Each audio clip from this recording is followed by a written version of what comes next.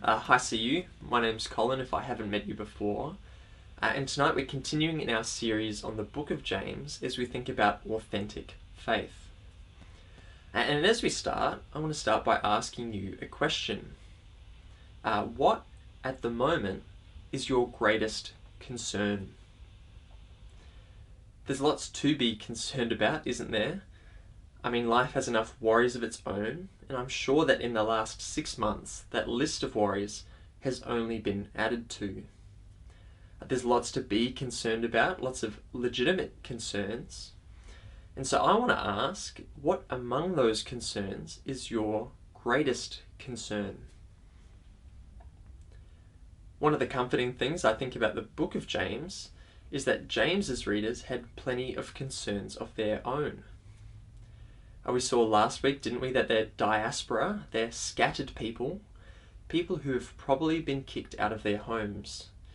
And if that's not a cause for concern, then I don't know what is.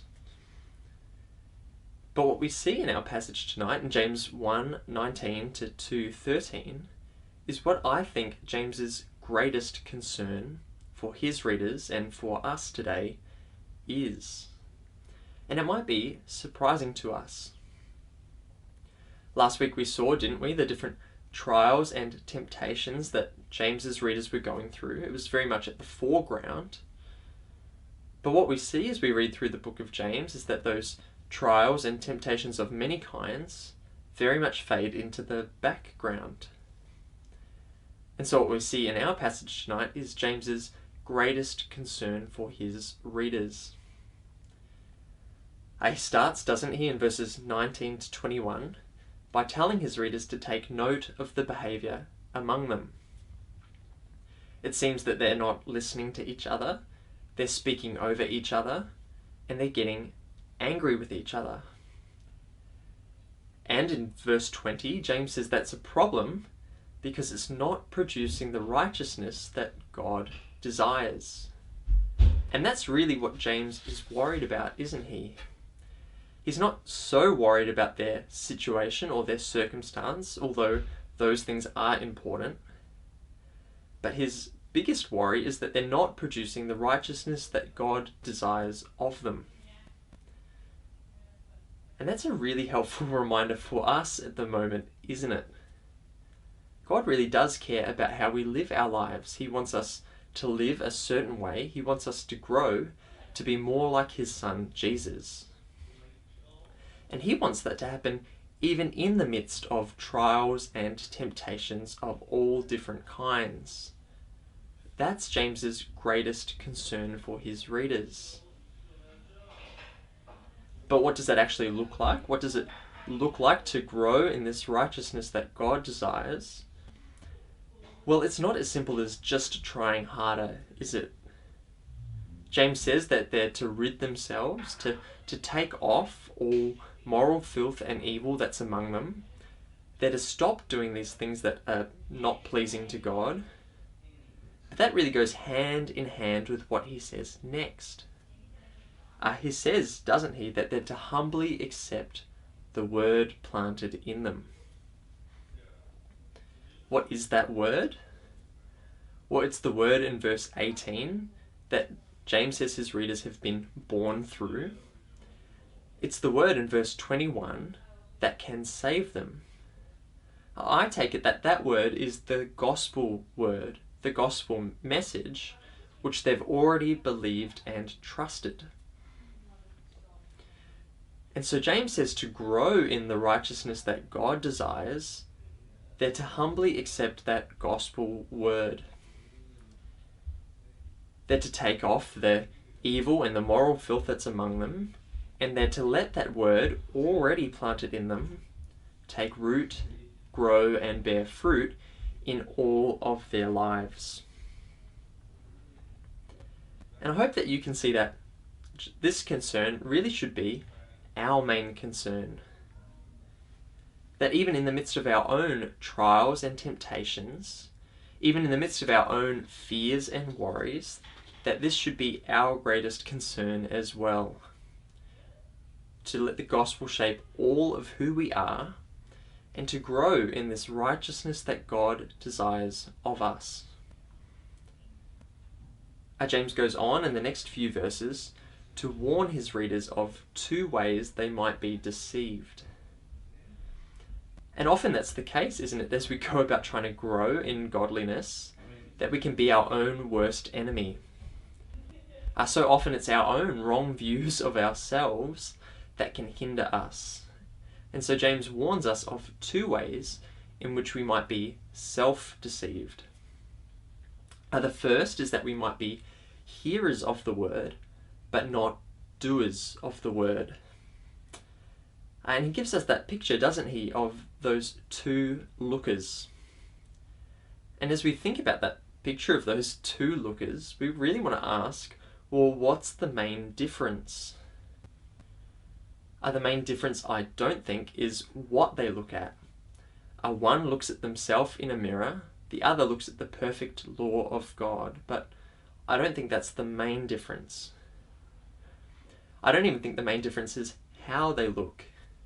In the NIV it says one looks while the other looks intently, but in the Greek they're really just similar words, so I don't think that's the main difference either. I think the main difference between these two lookers is what they do after they've looked. You see, one goes away and immediately forgets what he's seen, while the other continues in it, seeing and hearing and doing. And that really should be a warning to us as well, shouldn't it? How easy is it to hear but not to do?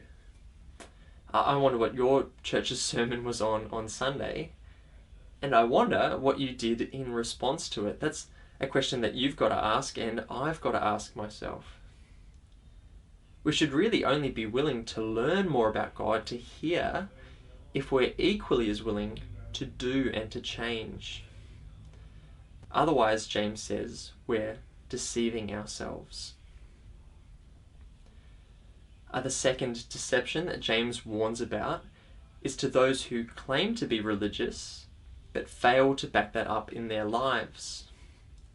The word religion gets a bit of a bad rap at the moment, doesn't it? But it really just means our following after God, our devotion to Him. And James warns those who claim to follow after God, who claim to be devoted to Him, but who fail to back that up in their speech, in their attitude towards the poor and the vulnerable, and in their worldliness. And those are three really important areas for James, areas that he'll come back to time and time again in this letter. But James is clear, isn't he? That if we claim to follow God, if we claim to be devoted to Him, but we fail in our speech, in our attitude towards the poor and vulnerable, and in our worldliness, well then we're deceiving ourselves. James calls that kind of religion worthless to God. And in these two warnings, James is really pointing out a serious problem in his readers, and perhaps a very serious problem for us as well. It's a problem that's really at the heart of the book of James. James is saying that his readers are spiritual Humpty Dumptys. They're broken and they're divided. One part of them believes the gospel, but the other wants to continue in bad behaviour.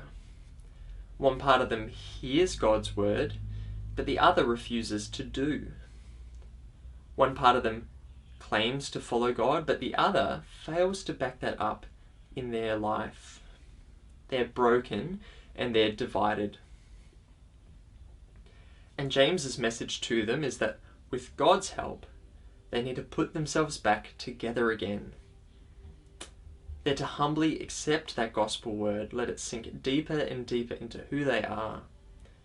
They're to rid themselves of the moral evil and the filth. They're to stop deceiving themselves. They're to hear and they're to do. They're to believe and they're to live. But what does that actually mean? What does it really look like? Well, James goes on to give a practical example of this in chapter 2.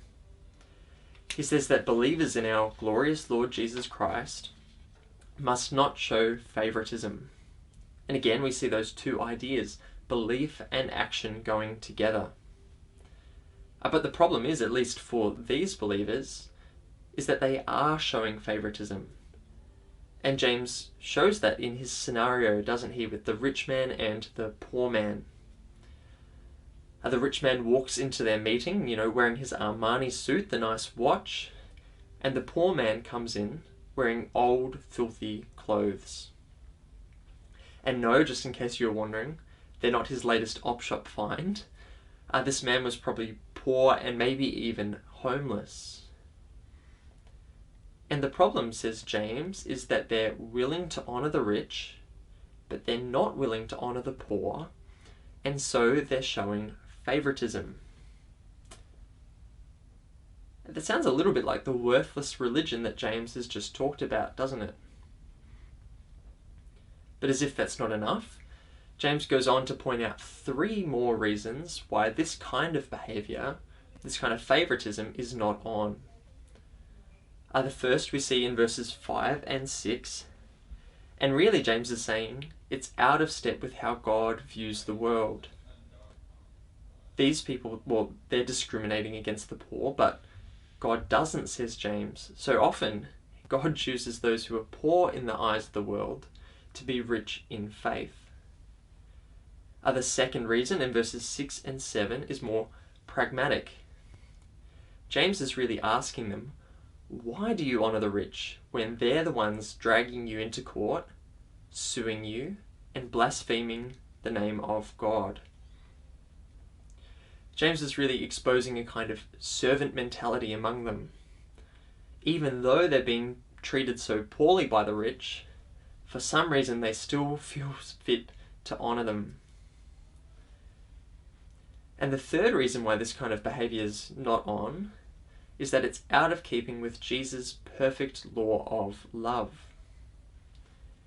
To dishonour the poor is not to love them, and not to love them as yourself is to break the law. And James reminds us, doesn't he, that the law is like a straight line. You can draw it as straight as you want, you can be as careful as you can, but as soon as it bends at one point, well, it's no longer a straight line. And James says that the law is just like that. You can't be selective keepers of the law. You can't keep the bits you like and break the bits you don't. As Christians, people saved by God's grace, we need to honour him by keeping all of what he says. And James ends our passage tonight really where he started, by applying what he said to them, to humbly accept the gospel word planted in them, to hear and do, to believe and live. And he says that to fix this problem of favoritism and judgment among them, they need to remember that in Jesus, they will be judged with mercy. And since God's mercy triumphs over judgment, mercy is to triumph in their judgments of one another. The fact that in the gospel God has shown us mercy should lead us to be merciful in our judgments of other people. So, to close tonight, I want to ask, are you willing to make James's greatest concern your greatest concern? Will you endeavour to accept humbly that gospel word that you already know and trust, to let it take root, grow and bear fruit in all of your life, hearing and doing, believing and living?